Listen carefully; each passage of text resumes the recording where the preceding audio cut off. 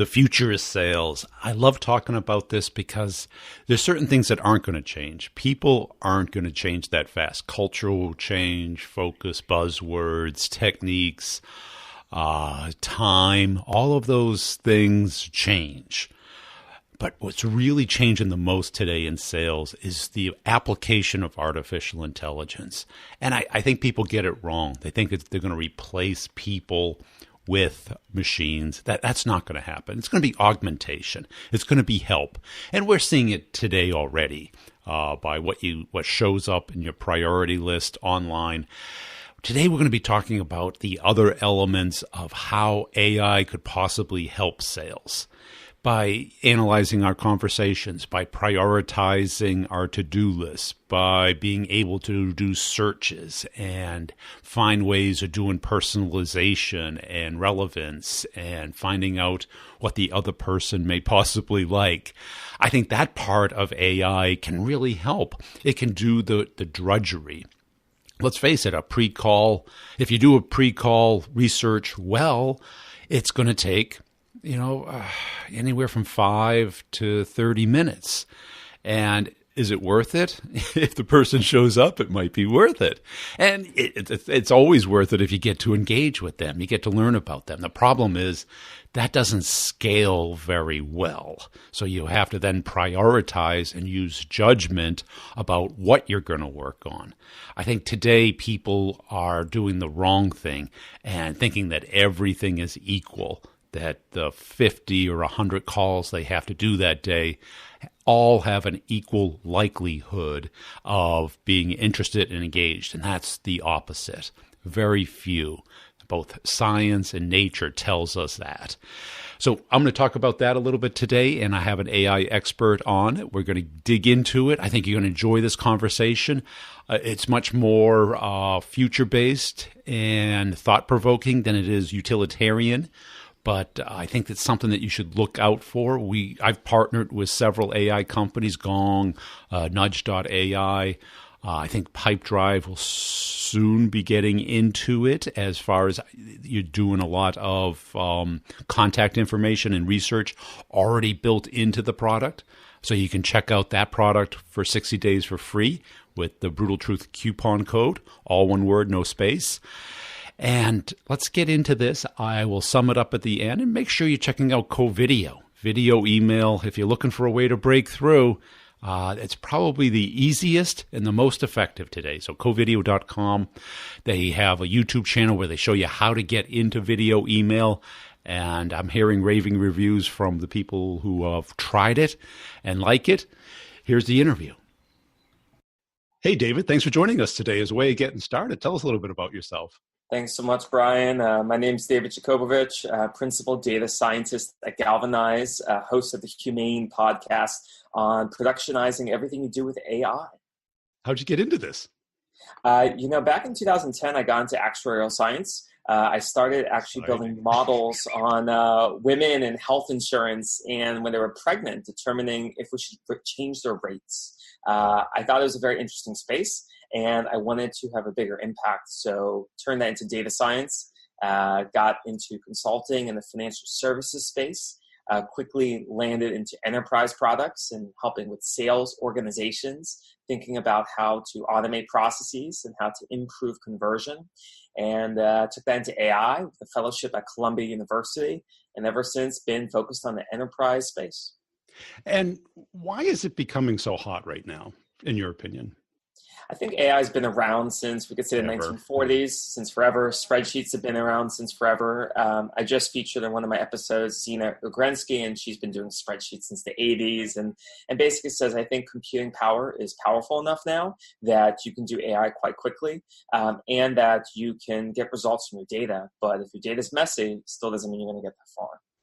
And where do you see it going right now, especially in the kind of the B2B enterprise space? Is that a space that you have a passion for? I love B2B. I've been in that space for at least the last 5 years, worked with a lot of financial companies, Bloomberg, GQR, Booz Allen Hamilton, Charles Schwab, Invesco, a lot of financial companies. And I think it's interesting because one of our current clients is a financial service provider with thousands of employees, and they do financial service advisory, but they also do client success. So they're always trying to win over family offices and funds and their different clients with their portfolios. And traditionally, they don't touch the tech stack at all. So their financial advisors are talking about typical things such as asset management and your portfolio, but we're actually running a boot camp for them in the next few months that is going to teach them how to work with Python and how to work with APIs and how to talk, if you will, translating data for the new culture. And that's it, because I see companies today collecting a lot of information, but not really knowing what to do with it. And I think there's so much information out there, but I think we're at information overload right now. Is that what you're hearing, or?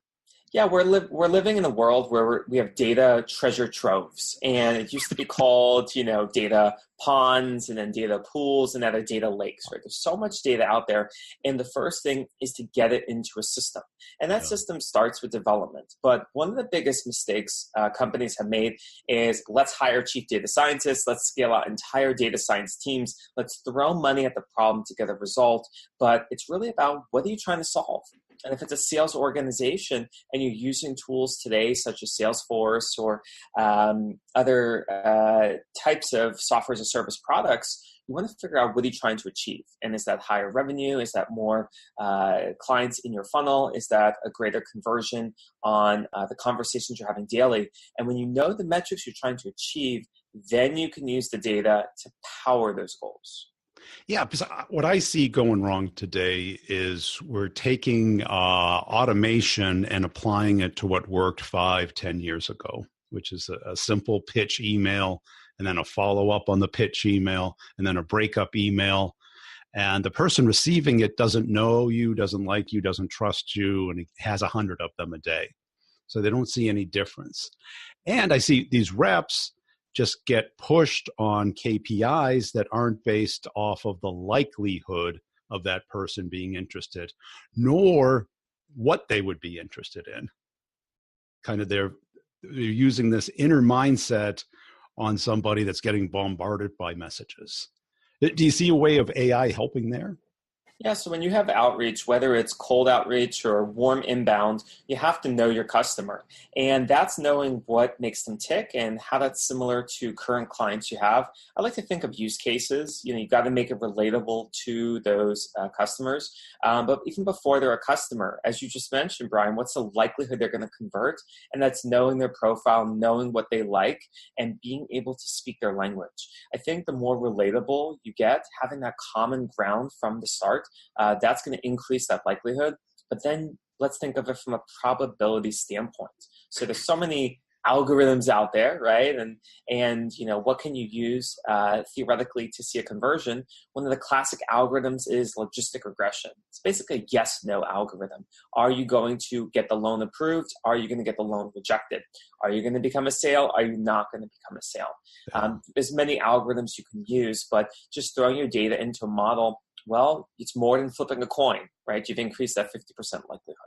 And that's it, because I've always seen the great sales reps have great judgment. They knew how to spend their time, where their managers were kind of just make 50 calls a day. Well, it's like a detective trying to find the criminal, right? They go through judgment. They don't go knocking on every possible door. It would take forever. And you see the people searching in the fields. I've never seen that produce anything. It just keeps people busy. What do great detectives do? They go from the person outwards, right? Who's most likely to have a motivation to have committed this crime, have the opportunity, have the most to gain from this. And I did a post on LinkedIn called Judgment is the New Activity. It's like, let's put activity on the things that have the most likelihood to be interested in us. And I think that with this kind of ocean of data that we have and our little lakes and ponds, if we could process it and prioritize it, would be a great opportunity. I think we as humans are the new AI in the sense Yeah. that we're moving into a world where it's human-powered AI together. And Deloitte came out with their human capital management report in April, and they said we're moving to a world of super jobs. These are where, as you mentioned, those jobs of 5 to 10 years ago are not necessarily going away, but you're running the same work that 2 or 3 people used to do. So those jobs are consolidating. If you're a sales rep today, you might be looking at those KPIs and analytics as well. You might be doing your own data dashboards also. So you're not just making the calls and driving the deals, but you're also becoming an engagement manager. You're also becoming an analyst.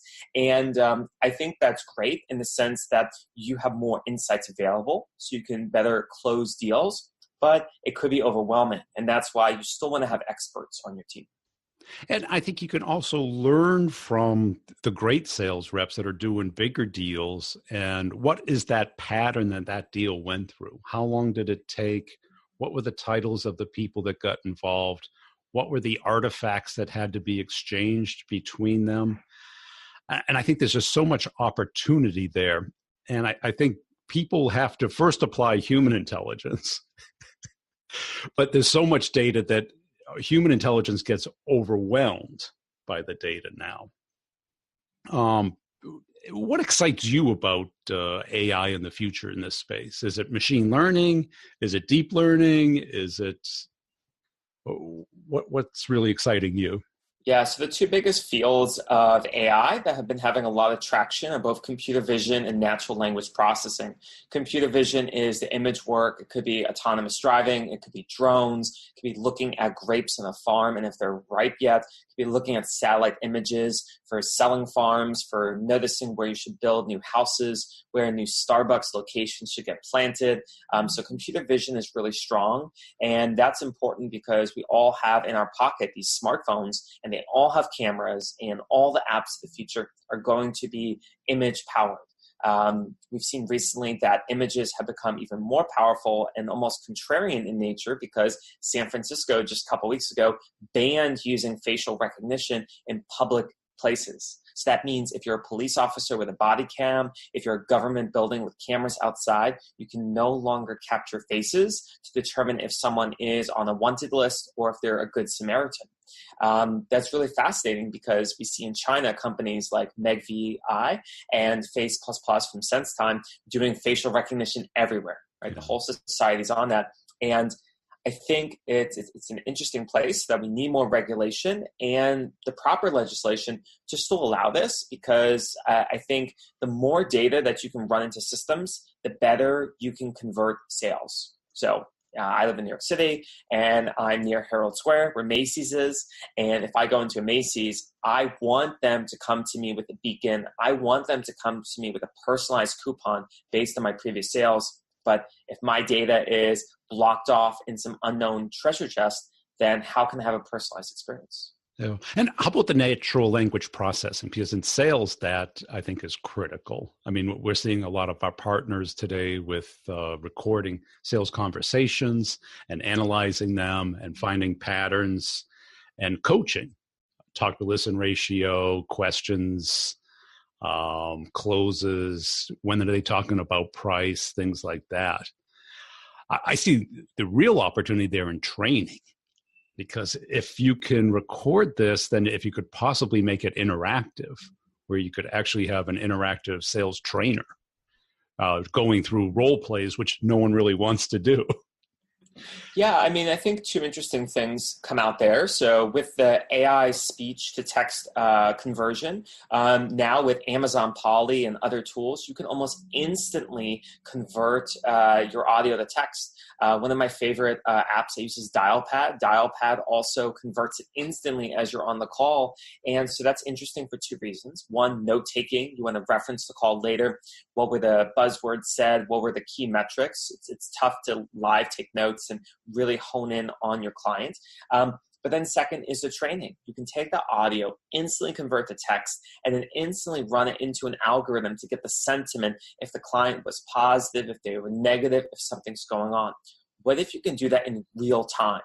you can. There are systems today, there's companies like ASAP and other ones that are using these conversational systems for call centers for companies like Sprint and AT&T, that they're live taking the text and live taking the audio, getting the sentiment, understanding the likelihood that the customer is going to leave the company or upsell them.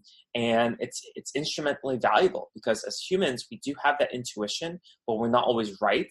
And we can't always read sarcasm and all these clues. So if you've trained on millions of conversations, chances are the machine's going to be more accurate than the human.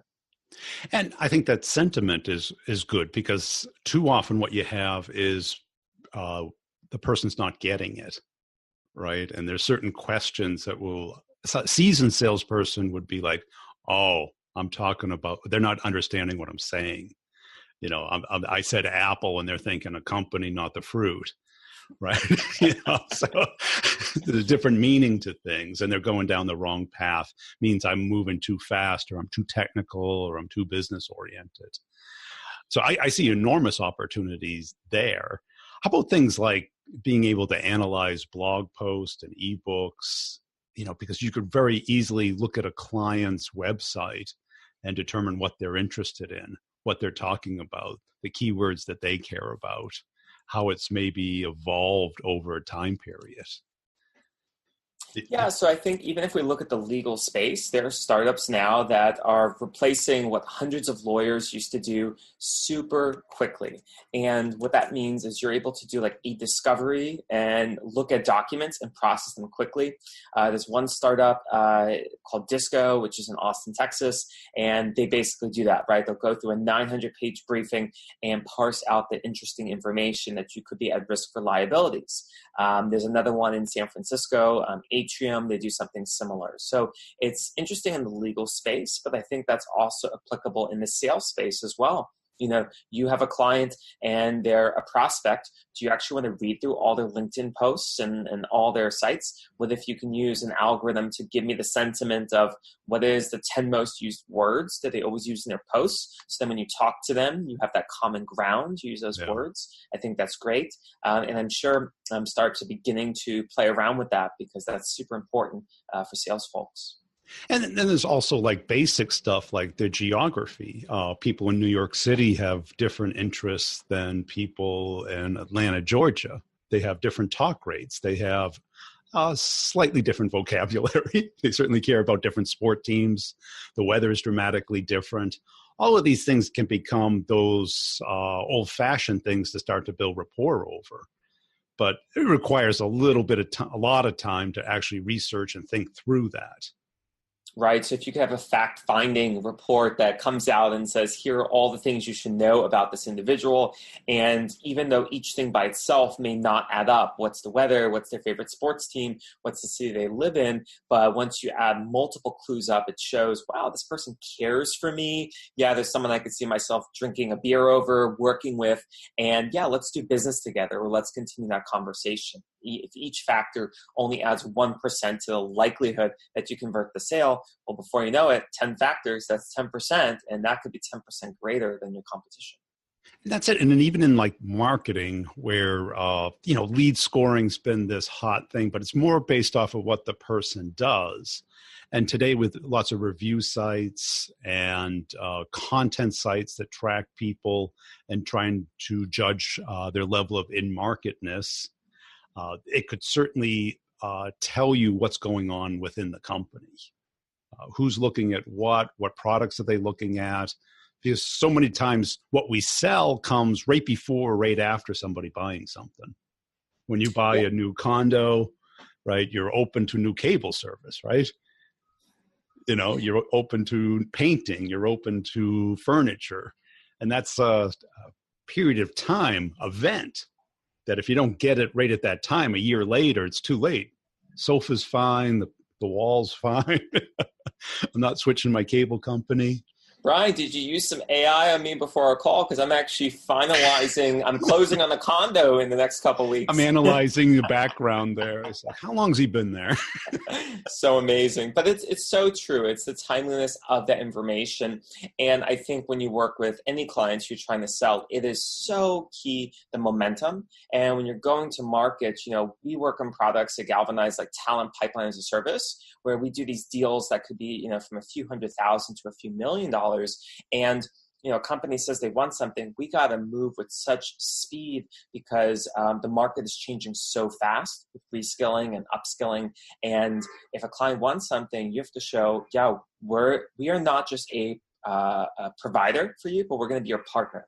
And I think when individuals are trying to meet their quotas and you're trying to increase sales at your organization, you have to think, how can we be your partner? And we're here as your, not just a one-stop shop, but we're here to give you that white glove service. And when you really think with that mindset, then your client is thinking, wow, this is a partner, and I can look for them for strategic advisory, for thought leadership, and they're on my short list that I'm going to call and speed dial and tell 10 other people about them as well.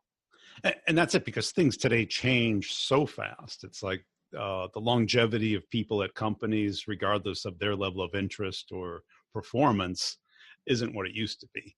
And I have always found that job changes are often catalysts for people to be open about products and to change. Yeah, I think so. In the job space, especially in sales, the organizations have such quick turnover.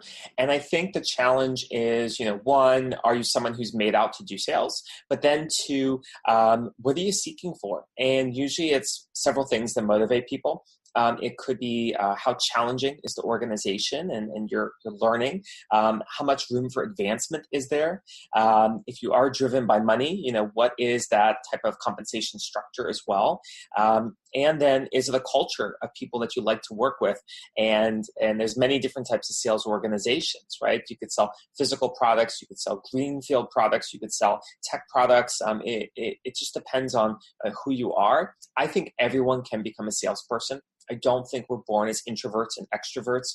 There's these ambiverts, which one of my mentors, John Spence, talked about on his recent TED Talk, that we're really between the grains of introvert and extrovert, and we can mold ourselves based on the environment we're around, based on who our mentors are. So I think everyone could become a salesperson. You just got to be disciplined and have that drive to succeed. And I think AI can help us there to get us to talk about what the other person cares about, to get that curiosity, kind of do it for us, or at least prompt us that this is what they and people like them are most curious about.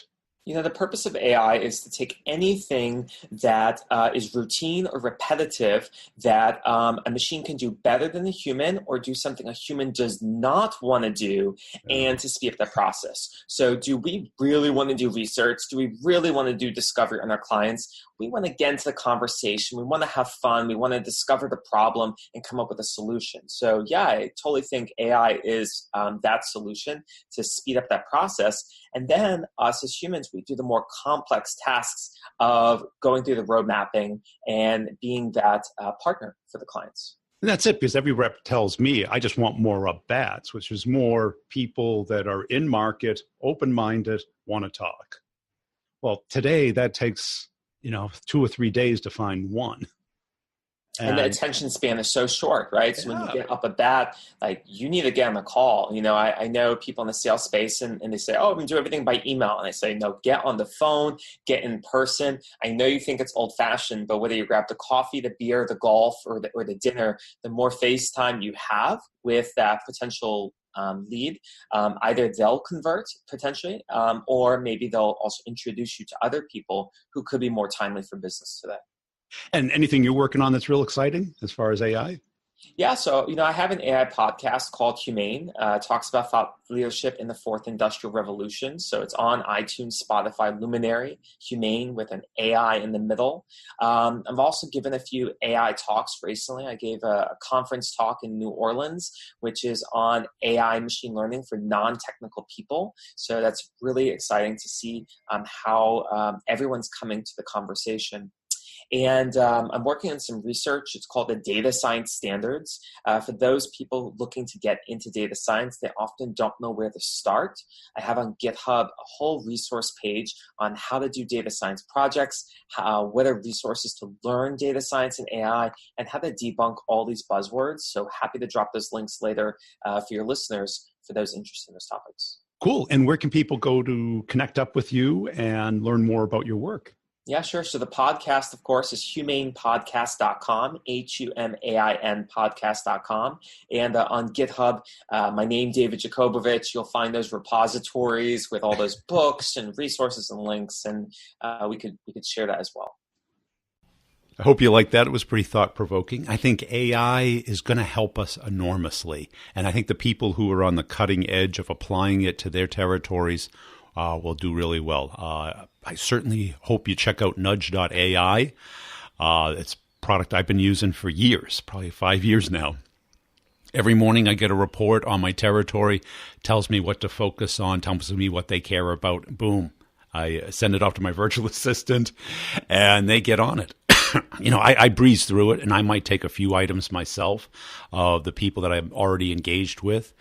That's super helpful. Then I get into Pipedrive, and I sort my list, and I look at all the things that I have to do that day. Really powerful. Send off a video, email, and engage with them. Hey, for everybody in the course, I want to make sure you're checking out the one-on-ones. If you're not familiar with the one-on-ones, I have unlimited 30-minute Zoom calls with me, just you and me. We apply the course to a particular situation that you're faced with, either getting into a new account or getting a deal closed. Unlimited. Isn't that great? You have somebody to talk to. This is something that I always wished I had as a rep, because that person, if you talk to your manager, all they care about is going to close or not. They really, they got too much stuff to do, and they're going to give you a quick answer: work harder, call the manager, call more people, call them again. That's not really strategic.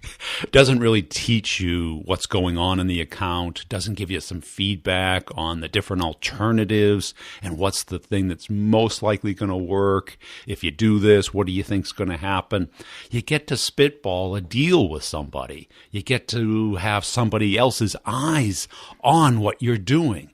This is turning out to be, I think, the most valuable element of the courses, because not only do you get the help as an individual, I record it and share it with the course. Now, I abstract out your name, your company, your product, and your customer. I don't care. We don't need to know that. None of that is recorded. We talk about that before and after the recorder turns on. So it's 100% private unless somebody happens to recognize your voice. So I don't think that's going to happen. AI isn't that far yet. And other people get to hear about different situations. So if you're in the course, you get, 2 to 4 of these a week. And you can browse through, because I label them as different topics where you can how do I prevent this from happening? How do I repair this? How do I make this deal bigger? What do you think is going to happen here? How can I not do this again? Why is this happening? All of these things, I'm not saying I know the answer, but I've probably seen it 100 times before. And I can give you an educated guess of what's going to happen or what is happening. And my motive is 100% about making you more money. Now, if you're open to doubling your income, check out the courses at b2brevenue.com and schedule a time. Let's talk it through. Make sure it's a match for you. This is not one of those, online internet courses where you don't get any help. There's 2 1-hour meetups per course per month where you get to ask questions, discuss a topic, give a case study, whatever you want, hear other people's questions, engage with the community. People who have found jobs have developed accountability partners out of this when they find somebody who's aligned where they are, where they want to go in their career. So you get that unlimited one-on-ones and the content, which is basically how I've been doing all this prospecting. Start the conversation, get the meeting was basically my secret sauce. This week on the one-on-one and on the office hours, I talk about products that I use to automate my outreach, to automate my research so that I can touch hundreds of people per day in a polite, authentic, scalable way without pissing anybody off. It's not spam. It's not cold calling. It's organic ways of how people want to be connected with. And this is scaled for me unbelievable because, I don't hire high-priced people in the U.S. I hire talented people all over the world for, peanuts. Don't tell anyone, though, okay? Let's keep it between us. So make sure you check it out, b2brevenue.com. Check out the other podcasts, Sales Questions, Brutally Honest Answers. If you have a sales question, send it to me on LinkedIn. I will answer it on that podcast. And it's a great podcast because if you just want a snippet per day of a particular sales question, and here's someone else's, a rep who has sold for more years than I care to remember. I'm not putting a date on it. Just to give you an idea, this podcast is turning 10 in August. Now, I've been a full-time salesperson probably longer than most of you have been alive, and I love it. I just like working for myself now. People go, well, if you're so good, why don't you keep selling? I do sell, okay, smarty pants. I just happen to sell my training, my skills, access to my audience, and help people look at their deals. I live and breathe this stuff, baby. It's my life. Okay, now also, if you want a leadership podcast, check out B2B Revenue Leadership. And my YouTube channel, Brian Burns Sales on YouTube. That's where I store all the video stuff. If you like videos, you can turn the closed caption on so that you can read what I'm saying and see my pretty face if you like that. What else do I got? Anything else you need, go on LinkedIn. I'm posting funny videos on the Brutal Truth About Sales and Selling company page, as well as my little walk and talk rants under 2 minutes on my personal page. I'm running out of connections, so don't jump on me about connecting. Just you can hit the follow, which gives you the same rights as a connection. I don't know what the difference is. So you can just do that. That way you don't have to count on me accepting your connection request and figuring out who you are. That's it. We'll see you next time. Thanks for listening, and tell a friend about the Brutal Truth.